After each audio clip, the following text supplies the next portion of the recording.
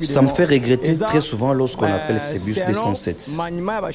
Ça nous sert à nous déplacer facilement. Le transport en commun fait partie des grandes problématiques de gestion auxquelles le gouvernement provincial de Kinshasa fait face. Mais pour pallier à cette question, certains particuliers ont mis en circulation les bus de transport en commun des marques Mercedes-Benz type 207. Seulement, les chauffeurs de ces véhicules de transport en commun respectent difficilement le code des routes, ce qui est à la base des accidents fréquents dans la capitale congolaise. Mécontents du comportement des chauffeurs des bus Mercedes 207, les Quinois les ont surnommés des esprits des morts. Je pense que si le gouvernement avait pensé à bien conserver les bus esprit de vie, on ne parlerait pas d'esprit des morts aujourd'hui.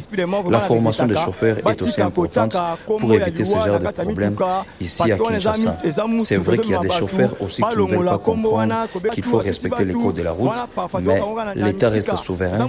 Il peut toujours penser à mieux recycler ses chauffeurs pour qu'on puisse éviter la répétition des cas des accidents à Kinshasa. Ce sont des véhicules comme tous les autres. On doit éviter de les appeler esprits des morts. Ça fait 23 ans que ces bus nous servent.